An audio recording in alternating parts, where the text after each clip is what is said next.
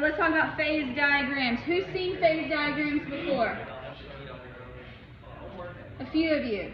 Okay. Phase diagrams are not something that's usually covered in high school. But, all right.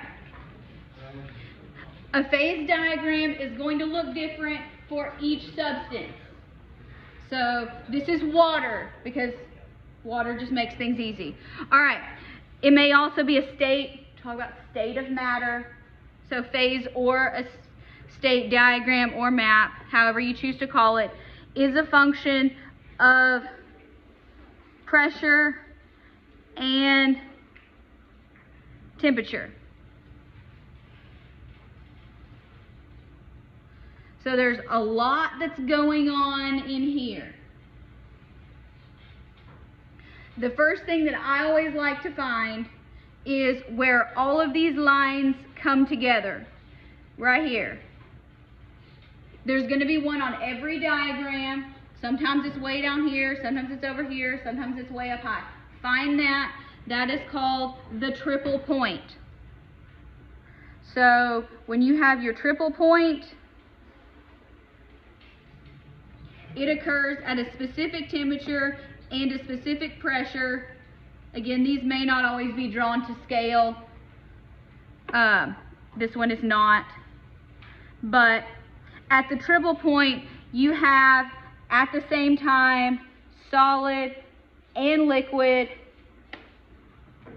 and gas.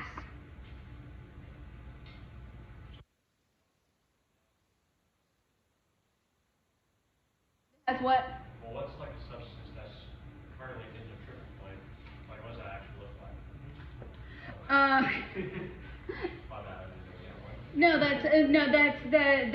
That's a good question. I mean, they're just all there, so you may see some of all of them. It's an interesting thing to make. So what you also want to look at here is, so think about at low pressure molecules are very free to move.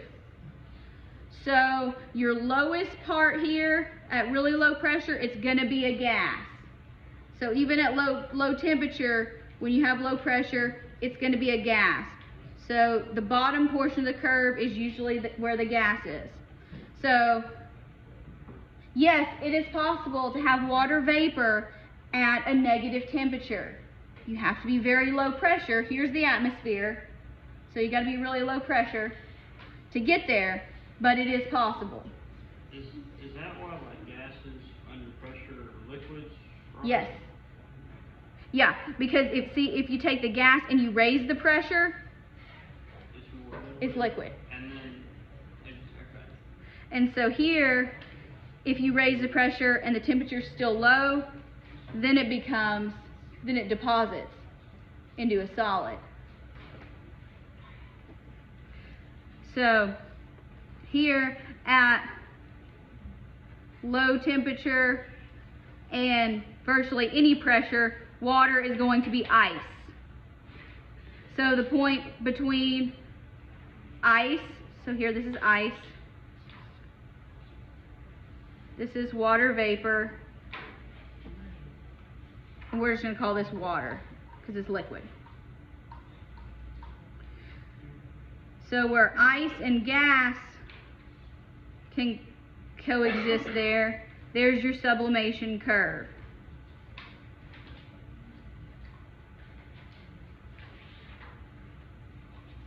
So if you're at low temperature and a lower pressure, water vapor is not going to become liquid, it's going to go directly to ice. Think freezer burn, which sounds like an oxymoron, but think freezer burn. That's an example. Or if you have a solid, it's going to sublime directly into gas if you lower the pressure. So all these values that I just gave you for specific heats and vaporizations, they're assuming we're at 1 atmosphere. Oh, it changes. I know, it can change. Don't worry, I'll still give it to you. at whatever pressure. All right, so here we have liquid. This line between solid and liquid represents melting, also known as fusion. Molecules fuse together to go from liquid to solid.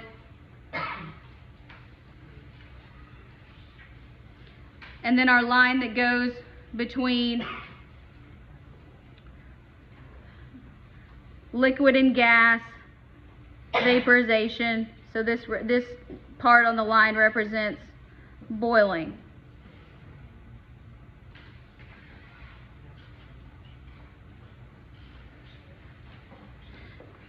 Now there's a thing that says critical point. Once you get, notice the curve ends. The curve ends here. And so there's no longer a distinction between liquid and gas. That is called a supercritical fluid. It occurs at very high temperatures and very high pressures. You cannot tell if it's a liquid or a gas. It kind of looks like a cloud. But that's called a supercritical fluid. The critical point changes for every substance, but what you need to know is once you get above a certain temperature and a certain pressure, there's not an or, it's an and, it becomes supercritical. So it's not really like it's a liquid and it's a gas at the same time. I'll show you a picture. There's one in the book. But a lot of people make these way more complicated than they are. Just get oriented to the graph. You're all very intelligent. I know you can make graphs and read graphs. Last section. Water is an extraordinary substance. That's why we like to use it as an example, because we're all familiar with it. It's a major part of the human body. So at room temperature, water is a liquid.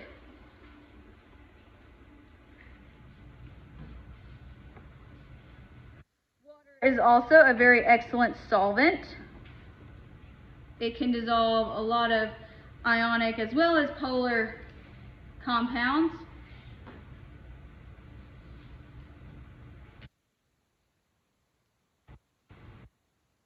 Water technically has a very high melting point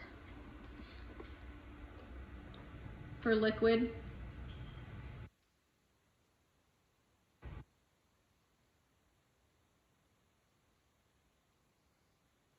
And then when it freezes, it actually expands. Many molecules, when they freeze, they get smaller. Water actually gets bigger. If you're not sure, put a beverage or a bottle of water in your freezer and leave it there. You'll see what happens. It's going to explode.